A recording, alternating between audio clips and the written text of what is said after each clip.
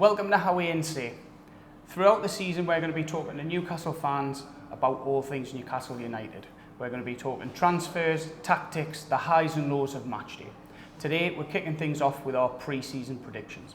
We're joined by Joe from Magpie View, and the first question I've got for you is, how do you feel like the summer's going? Summer's going okay. I don't mind the way they're actually going into the approach for transfers, etc. I don't mind it too much because it's different to what's not worked last season. Like, we're going in for players like lesser known players and spending slightly less. And I don't mind it, to be fair. I think it's an approach that maybe the people over the water did and it worked for them. So I don't know. I don't mind it. Okay. So obviously Eddie Howe's got a good record of working with players, developing them, helping them get better. So this approach, do you feel like suits him to get the most out of him as a manager this season? Yeah, I think so. I mean, he's obviously all about developing players, and I think if he's going in for these players, he should be doing a good job on them, to be fair. Excellent. And what do you think about the transfer rumours that are linking players away from the club? Well, such as like Bruno and that, it's not ideal. Like, we've obviously lost a few good players this season. We're talking Gordons, Denali's.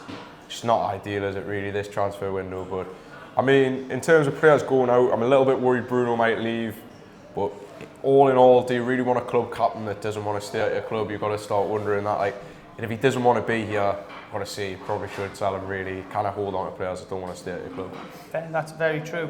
But the thing for me is, if you look at the players that have gone out, we've also lost Lascelles last year, and then Trippier's gone this year. Yeah. That's a big chunk of that leadership group. Yeah, a lot of the leadership. And bringing in younger players without leadership, is that a recipe for disaster?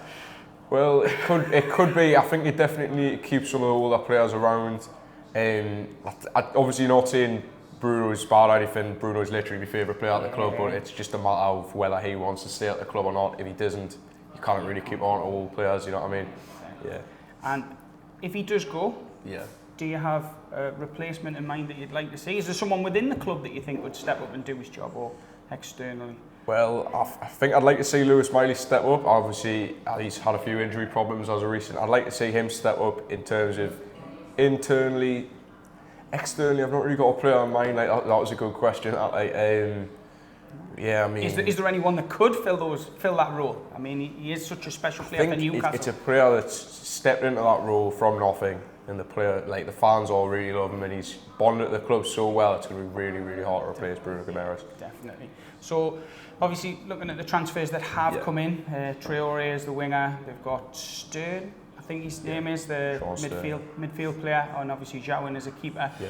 Are you happy with the business that's been done? Do they need to do a lot more?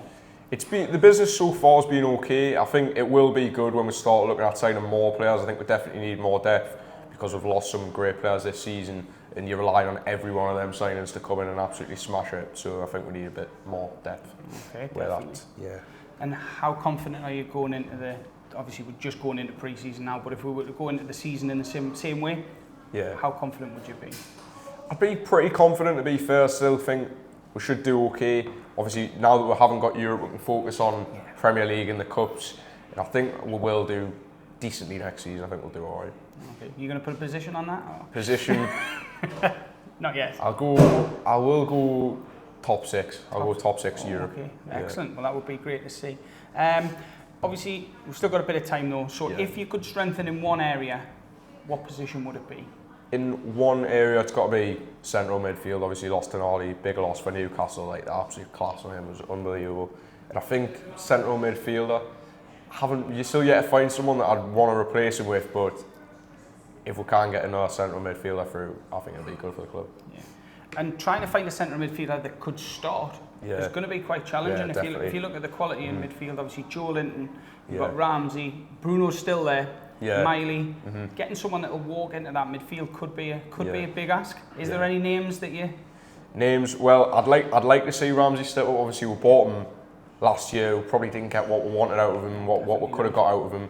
But this season, I'd like to see him step up. And I think some of the players that we did sign last year that didn't do too well, I think they will step up this season. Yeah. Okay. And then, what is your biggest concern heading into this season? Is it losing Bruno? Is it losing other leaders? What? Biggest concern is probably the performances last season, really.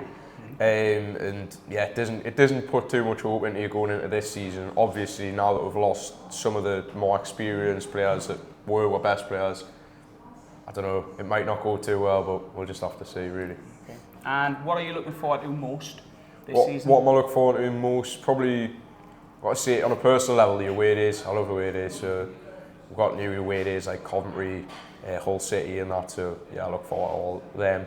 And hopefully just getting back in Europe with the club, hopefully.